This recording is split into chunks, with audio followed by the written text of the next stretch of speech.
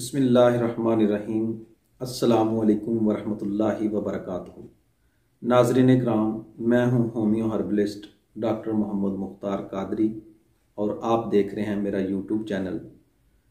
नाज़रीन इकराम, हुज़ूर नबी अकरम सल्लल्लाहु अलैहि वसल्लम का फरमाने आली शान है कि अपने पेटों का कुछ हिस्सा पुर करो और कुछ हिस्सा खाली रखो,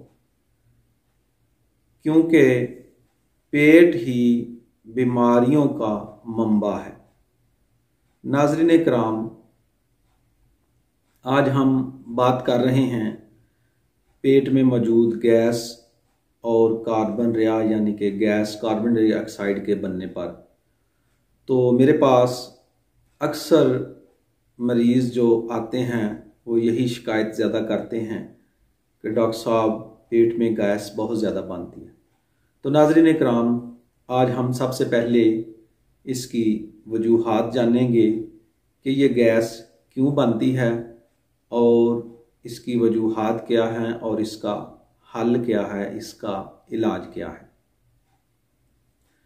प्यारे नाज़रीन, मेरी आपसे गुजारिश है कि अगर आपने अभी तक मेरा चैनल सब्सक्राइब नहीं किया तो इसको सब्सक्राइब कर लें और बेल आइकन को भी पुश कर लें ताकि मेरी नई आने वाली वीडियो भी आपको मिल सके। नाज़रीन इकराम, आप कमेंट्स भी किया करें ताकि मुझे मालूम हो कि आप किस तरह की वीडियो पसंद करते हैं, आप किस तरह के नुस्खा जात पसंद करते हैं। तो नाज़रीन इकराम, मेरी कोशिश है कि मैं इंशाल्लाह आपके लिए, आपकी सेहत के लिए अच्छे से अच्छे नुस्खा जात और मालूमात लेकर आऊँ। तो नाज़रीन इकराम, इस चीज़ को समझिए कि हम जो भी ग़िज़ा खाते हैं वो हमारे मुंह से होती हुई स्टोमिक में पहुंच जाती है। तो जो भी हम ग़िज़ा खाएं उसका हज़म का अमल हमारे मुंह से ही शुरू हो जाता है। सबसे पहले हमारे दांत उस ग़िज़ा को चबाते हैं, उसको बारीक करते हैं और वो उसके बाद एसोफेगस से होते हुए स्टोमिक में पहुंच जाती है। नाज़रीन किराम, आप इस चीज़ को समझिए कि अगर हम ग़िज़ा को मुंह में अच्छी तरह चबा कर दांतों से निगलेंगे नहीं और ग़िज़ा को अच्छी तरह चबा कर हज़म करने का अमल शुरू नहीं करेंगे और उसको जल्दी जल्दी निगल जाएंगे, पूरी तरह चबाएंगे नहीं, तो वो ग़िज़ा जो है वो मैदा में पहुंच तो जाएगी लेकिन उसका जो हज़म का अमल है वो मुकम्मल नहीं होगा। वही ग़िज़ा जब मैदा में पहुंचेगी तो जो उसने वहाँ टाइम लेना है हज़म होने में, जो अमल है उसका, जो मैदे के गैस्ट्रिक हैं, जो जूसेस हैं, वो उनको हज़म करेगी।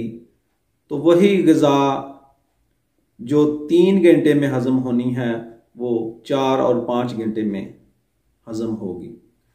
नाज़रीन किराम, इस चीज़ को भी समझ लें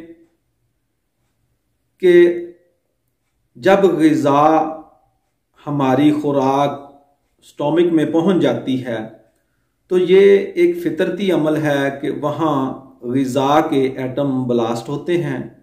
तो उससे क्या होता है, कार्बन डाइऑक्साइड पैदा होती है। तो जो कार्बन डाइऑक्साइड पैदा होती है ये एक फितरती अमल है, लेकिन जब ये तकलीफ दे अमल तब होता है जब ये कार्बन डाइऑक्साइड गैस बहुत ज़्यादा पेट में बने तो उससे प्रॉब्लम क्रिएट होती हैं। तो नाज़रीन किराम, इसका सबसे बेहतरीन हल यही है कि हम ग़िज़ा को पहले ही मैदा में पहुंचाने तक उसको दांतों से सही तरह, मुंह में ही सही तरह उसको चबा कर बारीक कर दें ताकि मैदा को भी उसमें ज़्यादा प्रॉब्लम ना हो, उसको ज़्यादा मेहनत ना करनी पड़े। तो तिब की ज़बान में मैदा को, स्टोमिक को एक शरीफ उज़व कहा जाता है।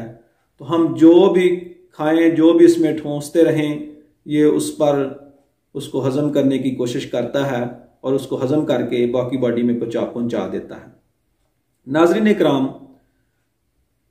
अगर आप चाहते हैं कि आपके मैदा में ग़िज़ा जो है हजम हो और कार्बन डाइऑक्साइड बहुत कम बने, तो आप कुछ ऐसी चीज़ें भी, ऐसी ग़िज़ाएं भी खाएं जो हमारे मैदा में पहुंचकर कार्बन डाइऑक्साइड कम बनाएं। अगर हम तुरशी और तेज़ाबियत और बादी अशिया जैसे दही, लस्सी, चावल, इस तरह की बादी, आलू, इस तरह की बादी अशिया का कसरत इस्तेमाल करें या फास्ट फूड वगैरह का कसरत इस्तेमाल करें, तो ये ग़िज़ाएं मैदा में पहुंचकर बहुत ज़्यादा कार्बन डाइऑक्साइड पैदा करती हैं। नाज़रीन इकराम, आपको चाहिए कि आप अपनी ग़िज़ा को सादा करें। मैं आपको सिर्फ चंद नुकात में ही रखूँगा, चंद आपको बातें बता देता हूँ जिससे आपके मैदा में ग़िज़ा हज़म होने में कार्बन डाइऑक्साइड बहुत कम से कम बनेगी। तो नाज़रीन इकराम, पहले नंबर पर तो मैंने आपको बता दिया है कि ग़िज़ा को आप अच्छी तरह चबाकर उसको निगलें। नंबर 2 पे आप नीम गर्म पानी जो है ना, उसका इस्तेमाल ज़रूर करें। इससे ये होगा कि जो आपकी ग़िज़ा है वो अच्छी तरह हज़म होकर जुज़्वे बदन बन जाएगी। और नंबर 3 पे आप सादा ग़िज़ा और घर के बने हुए खाने और शोरबे वाले सालन ज़्यादा इस्तेमाल करें। और नाज़रीन इकराम, जो आप सब्ज़ियाँ इस्तेमाल करें उनमें कोशिश करें कि शोरबे वाली बनाकर इस्तेमाल करें, और गोश्त वगैरह भी अगर इस्तेमाल करें तो शोरबे वाला इस्तेमाल करें, उससे भी आपके पेट में कार्बन डाइऑक्साइड बहुत कम बनेगी। नाज़रीन इकराम, और आखिर में मैं आपको एक छोटा सा नुस्खा बता देता हूँ, इसको करें तो इंशाल्लाह आपके मैदे में कार्बन डाइऑक्साइड बहुत कम बनेगी। तो वो क्या है नाज़रीन इकराम, नाज़रीन इकराम, आप पुदीने का कावा पीना शुरू कर दें। दिन में 3 बार या 4 बार पुदीने का कावा पिएं, इंशाल्लाह उससे भी आपके पेट में गैस कम हो जाएगी। तो आखिर में मैं मुजद्दिद तिब हकीम डॉक्टर दोस्त मोहम्मद साबर मुल्तानी रहमतुल्लाह अलैह का एक कौल पेश करके इजाज़त चाहूँगा, जो आप फरमाते हैं कि जो मरीज़ दवा तो खाता है लेकिन अपनी ग़िज़ा का ख्याल नहीं रखता, वो अपने मुआलिज की काबिलियत खाक में मिला देता है। इसका मतलब यही है कि अपनी ग़िज़ा पर तवज्जो दें, अपनी ग़िज़ा को दुरुस्त करें।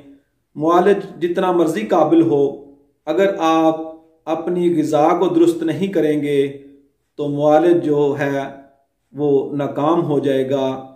आप अपनी ग़िज़ा को दुरुस्त करें तो मुआलिज भी कामयाब होगा और आपको जो मेडिसिन वो बताएगा वो भी आपके लिए मुफीद होगी। नाज़रीन इकराम, ये था आज का टॉपिक, पेट में गैस और कार्बन रिया बनने की वजूहात और उसका हल। नाज़रीन इकराम, अगर आपको ये वीडियो पसंद आई हो तो आपसे गुजारिश है इसको शेयर भी करें ताकि मज़ीद लोगों को इससे फ़ायदा हो और ये एक सदका जारिया है।